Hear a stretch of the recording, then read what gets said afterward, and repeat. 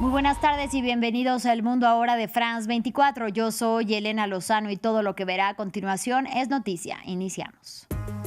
Tragedia en Nepal. Al menos 160 personas perdieron la vida en el país asiático por una devastadora y repentina riada en la zona fronteriza con China.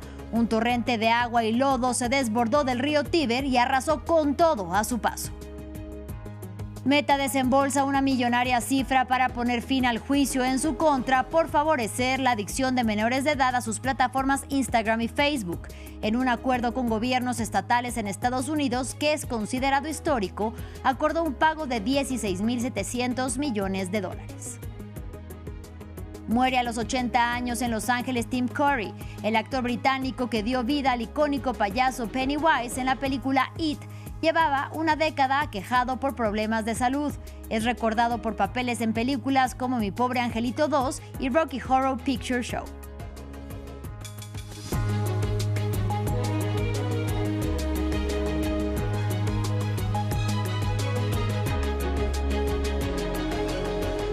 Iniciamos en Nepal, que fue devastado por una riada. Al menos 160 personas perdieron la vida en el país asiático en la zona fronteriza con China. Un torrente de agua y de lodo se desbordó del río Tíber y arrasó con todo a su paso. Personas corriendo y luchando por su vida en el agua y edificaciones y automóviles sepultados son algunas de las imágenes que deja la tragedia. Según el más reciente balance de las autoridades nepalíes, al menos 484 personas están desaparecidas y entre ellas 391 extranjeros. Y la policía hasta el momento ha logrado rescatar 150 cuerpos. Ampliamos a continuación.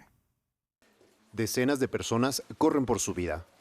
Intentan huir segundos antes de que una ola inmensa de hielo, roca y lodo los cubra por completo en Jiryong, el paso fronterizo entre Nepal y China, destruyendo casas, carreteras y proyectos energéticos.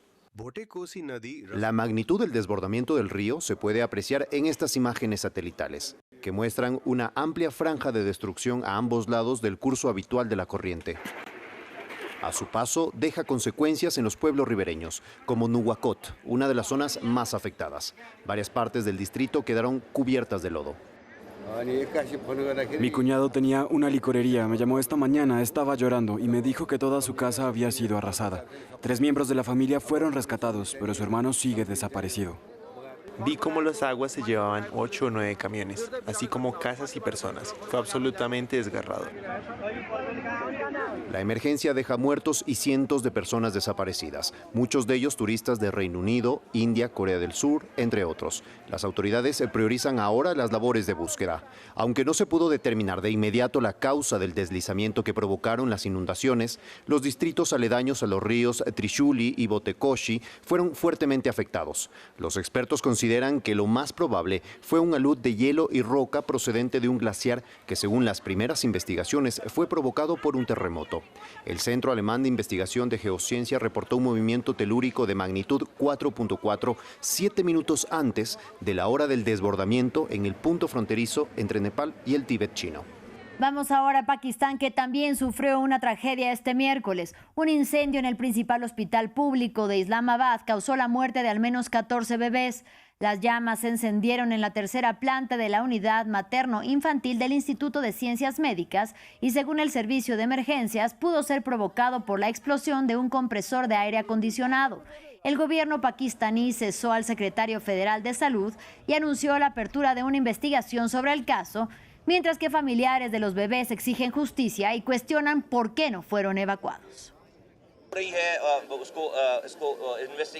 Se lleva a cabo un estudio y expertos están investigando el asunto. Varias instituciones están investigando y nosotros también estamos llevando a cabo nuestra propia investigación. El primer ministro también ha emitido órdenes con respecto a este caso, por lo que nada quedará oculto. Todo saldrá a la luz y se revelarán todas las pruebas. Al parecer, los niños estaban recibiendo oxígeno mediante tubos y el oxígeno se incendió, provocando que las llamas se propagaran por las tuberías del suministro. En otras noticias, el gigante tecnológico Meta desembolsará una millonaria cifra. El motivo, evitar el juicio iniciado en su contra por favorecer la adicción de menores de edad a sus plataformas Instagram y Facebook. En un acuerdo con gobiernos estatales en Estados Unidos que es considerado histórico, acordó un pago de $16.700 millones y además aceptó impedir que los adolescentes utilicen sus aplicaciones durante la noche e imponer un límite de 2 horas de uso diario acumulado. Ramiro Barberena tiene todos los detalles. Histórico acuerdo extrajudicial de Meta. La compañía tecnológica pactó pagar $16.680 millones para resolver las demandas impuestas por 29 estados de Estados Unidos. El acuerdo se alcanzó en coordinación con otros 51 estados y territorios que habían presentado demandas, ya sea como parte de un litigio multidistrital o individualmente en sus respectivos estados, como lo hizo Vermont.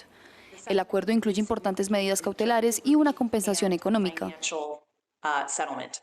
El juicio que se desarrollaba en California inició por las acusaciones de crear adicción de menores de edad a sus redes sociales. Además, denunciaron a Meta por ignorar los daños causados a la salud mental de los jóvenes y violar la ley de protección de la privacidad infantil en Internet al recopilar datos de menores. También, como parte del acuerdo, la empresa implementará cambios en las redes sociales de la firma para usuarios menores de 18 años. Estos incluyen un marco de verificación de edad mejorado, lo que significa que para acceder a la aplicación es necesario demostrar que se tiene la edad legal. Se establece un límite de tiempo diario estricto en todas las plataformas Meta, 2 horas al día. También se implementan restricciones de uso nocturno, una prohibición de uso desde la medianoche hasta las 6 de la mañana y de notificaciones desde las 10 de la noche. Meta aceptó el acuerdo para no extender el proceso judicial, pero niega las acusaciones. Tras el pacto, que aún debe ser aprobado por el juez, las acciones de Meta subieron un 3% en Wall Street. El gobierno de Turquía celebró la disolución de las fuerzas democráticas sirias lideradas por los kurdos como un paso importante hacia el fortalecimiento de la unidad del país dirigido por Ahmed al-Shara. Turquía, miembro de la OTAN, se ha convertido en uno de los principales aliados del presidente de facto sirio tras el derrocamiento del régimen de Bashar al-Assad en diciembre del 2024. Ampliamos a continuación. Depositan las armas por orden de su líder, Mazlum Abdi. Al frente de las fuerzas democráticas sirias, hizo su histórico anuncio desde el Palacio Presidencial.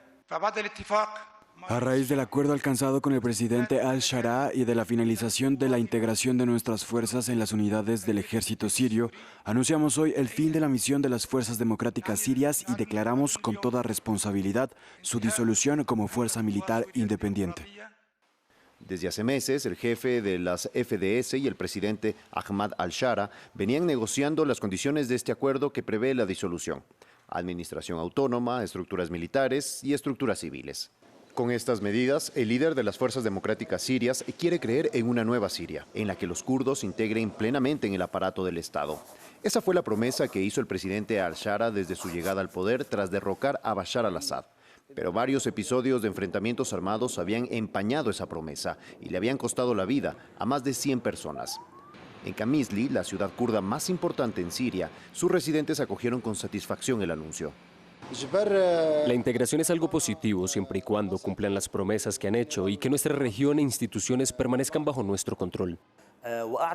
El proceso debería ir acompañado de otros logros que reconozcan los sacrificios realizados. Los enemigos de ayer ahora hacen causa común. Los cerca de 70.000 combatientes de las fuerzas democráticas se integrarán de ahora en adelante en las filas del ejército sirio. Por su parte, los kurdos han logrado el reconocimiento de la lengua kurda en la educación, así como puestos de responsabilidad dentro del gobierno. Sin embargo, aún quedan cuestiones pendientes, como la inclusión de las fuerzas femeninas kurdas, a la que se oponen muchos conservadores. Ahora hablamos de la guerra entre Rusia y Ucrania. Continúan los ataques cruzados entre ambas naciones que han intensificado su ofensiva en los últimos meses. En territorio ruso al menos 2 personas murieron y entre ellos un menor de edad, producto de un ataque con drones contra una vivienda en Lipetsk. Kiev también impactó un autobús en la región ucraniana de Lugansk, anexionada por Moscú, donde mató al menos 9 personas. Y mientras tanto, el presidente Volodymyr Zelensky visitó a sus tropas en el frente de Zaporilla. Junto con el general Mijailo Drapati, el Estado Mayor y el ministro de Defensa, hemos establecido el orden de nuestras próximas medidas. En primer lugar, nuestras posiciones en la región de Donetsk se reforzará gracias a dos agrupaciones renovadas. Los comandantes serán los héroes de Ucrania, Denis Prokopenko y Andriy Viletsky. Avanzamos en Estados Unidos. Con casi 50,000 detenciones, julio fue el mes con más arrestos llevados a cabo por el Servicio de Inmigración y Control de Aduanas, el ICE, desde que Donald Trump volvió a la Casa Blanca, según cifras oficiales entregadas al Deportation Data Project. Y es que a pesar de que las redadas militarizadas de alto perfil ya no son tan comunes, las detenciones sí persisten. A continuación, Hugo Caro Jiménez nos explica el nuevo enfoque del gobierno republicano. Donald Trump está cumpliendo su palabra. El republicano volvió a la Casa Blanca con la promesa de llevar a cabo la mayor campaña de deportación masiva en Estados Unidos. Poco a poco, el proyecto de mano dura de Trump se convierte en una realidad. Nuevas cifras gubernamentales proporcionadas al Deportation Data Project revelan que julio fue el mes con más arrestos llevados a cabo por el Servicio de Inmigración estadounidense en lo que va del segundo mandato del líder republicano, con casi 50,000 detenciones, registrando un aumento del 15% en comparación con las 43,000 del mes anterior y un incremento del 70% con respecto a las 29,000 de febrero de este año. Los casi 50,000 arrestos representan un promedio de aproximadamente 1,500 detenciones por día durante el mes de julio, lo que constituye la cifra más alta desde octubre de 2022, de acuerdo a The Guardian. Texas y Florida condensaron casi 20,000 de los arrestos de julio, lo que pone en relieve su importancia para la política anti-inmigración de Trump. Esta cruzada contra los migrantes disminuyó después de febrero, luego de los mortales tiroteos del ICE a inicios de este año, que desencadenaron una oleada de protestas en todo el país que condenaba la brutalidad de los hechos. Sin embargo, las cifras nuevamente se disparan. Abogados y defensores de migrantes afirman que la administración Trump ha cambiado de enfoque, dejando de lado las redadas militarizadas de alto perfil y pasando a otra serie de estrategias. El Departamento de Seguridad Nacional, que supervisa el ICE y a la patrulla fronteriza, le asignó alrededor de 70,000 millones de dólares, lo que se asocia al reciente incremento en la contratación de los agentes. Mientras las facultades del servicio migratorio se han visto reforzadas gracias a un programa que autoriza a las agencias policiales a llevar a cabo controles de inmigración, por lo que algunos abogados sostienen que las detenciones por motivos de inmigración podrían estar pasando desapercibidas. Aunque la administración Trump insiste en presuntamente detener a personas que han cometido delitos en Estados Unidos, en julio, por ejemplo, los datos revelan que más de la mitad de los arrestados no habían sido condenados por ningún delito ni enfrentaban cargos penales. En otro orden de ideas, el mundo del cine está de luto. El actor y comediante británico Tim Curry murió la noche del martes a los 80 años de edad. La estrella de Hollywood es conocida por interpretar al payaso Pennywise en la película original It, que atemorizó a toda una generación, pero también por sus papeles en películas como Mi Pobre Angelito 2 y The Rocky Horror Picture Show. Curry falleció en su casa de Los Ángeles y llevaba más de una década quejado por graves problemas de salud. Jesús Yajuri con la información. Ha muerto Tim Curry, mejor conocido por su interpretación de Pennywise, el aterrador payaso de sonrisa siniestra y risa amenazante de It, la versión cinematográfica de la novela de Stephen King.